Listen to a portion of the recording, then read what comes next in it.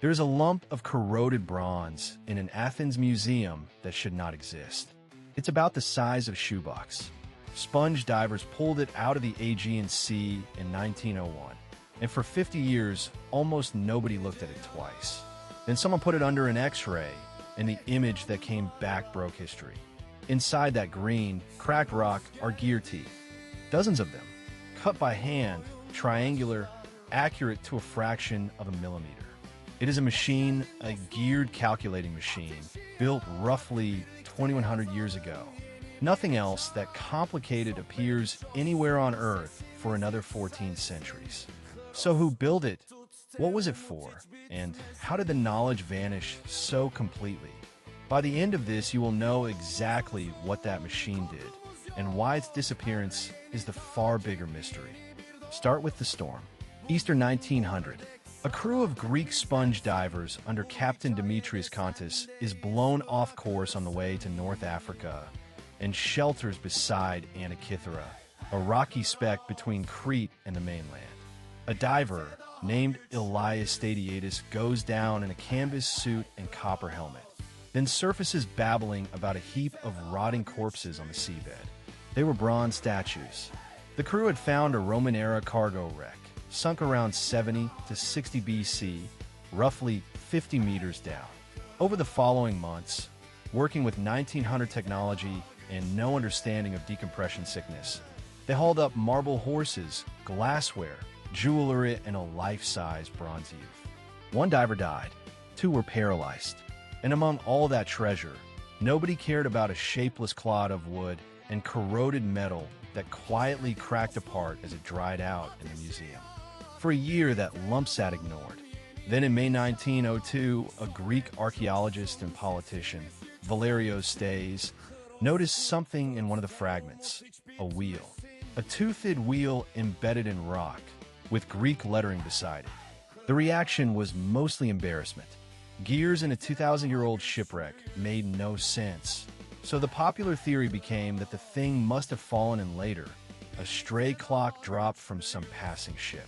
It took until the 1950s for a Yale physicist named Derek de Solla Price to take it seriously. He spent 20 years on it. In 1974, he published gamma-ray images and a bombshell paper arguing the fragments held at least 30 interlocking bronze gears. In his words, finding this was like finding a jet plane in the tomb of Tutankhamun. Almost nobody believed him. Some of his details were wrong. Fundamentally, he was right. Here is where it gets absurd. In 2005, a team, led by mathematician Tony Freeth and astronomer Mike Edmonds, shipped an 8-ton X-ray machine to Athens. It was built by a company called X-Tech, nicknamed Blade Runner, and designed for inspecting jet turbine blades. They fired it through the fragments and rebuilt the interior in 3 dimensions, slice by slice. The gears appeared like ghosts. Then the writing appeared. Text sealed inside the corrosion for 2,000 years. Letters under 2 millimeters tall, hidden behind solid bronze. Roughly 3,400 characters of ancient Greek have now been recovered, and they describe what the dials showed. It was effectively the instruction manual engraved onto the machine itself. The device had been telling its own story the entire time. Nobody could read it until humans invented a way to see straight through metal. So what did it actually do? Turn a handle on the side, and the cosmos moves. On the front, pointers track the sun and moon through the zodiac in a 365-day Egyptian calendar ring. A small ball, silvered on one side and black on the other, rotates to show the phase of the moon. A pin and slot mechanism, one gear mounted slightly off-center from another, makes the moon speed up and slow down across its orbit, reproducing the uneven motion of an ellipse that Kepler would not explain until 1609. On the back, 2 spiral dials. The upper one runs the 19-year metonic cycle, reconciling lunar months with solar years. The lower one runs the 223-month Saros cycle, and it predicts eclipses. Not vaguely.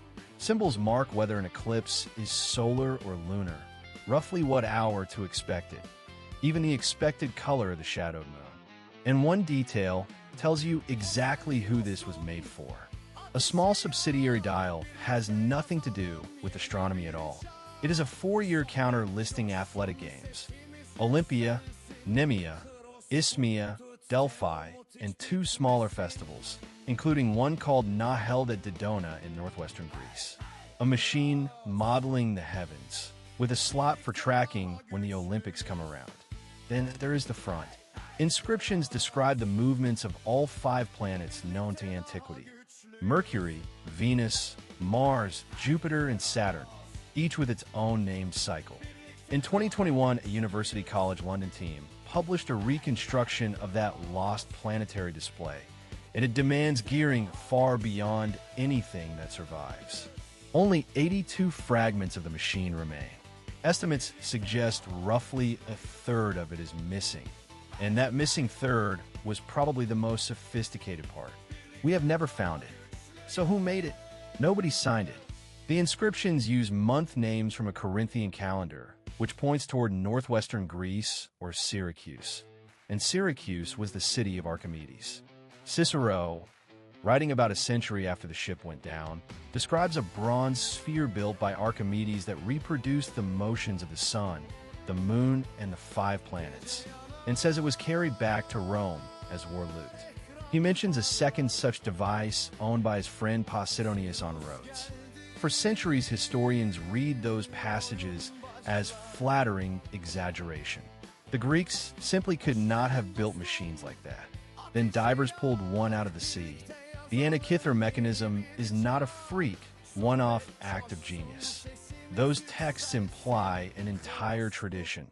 Workshops, apprentices, refinements, generations of them. Which raises a question far darker than who built it. The question is what happened to them. Because after this, gearing at that precision simply stops. No comparable geared instrument survives from anywhere on Earth until Islamic astronomers described geared calendars around the 11th century, and European astronomical clocks appear in the 14th. That is a gap of well over 1,000 years. The knowledge was not disproved, and it was not replaced. It was dropped. A tradition that could cut a 223-tooth bronze gear by hand and encode the wobble of the moon in a metal left behind almost nothing except one waterlogged lump that a sponge diver mistook for a corpse. We only have it because a storm blew a boat off course, which means everything you assume is permanent about what humanity knows is one bad century away from being a rumor in somebody else's book. Subscribe for more stories like this.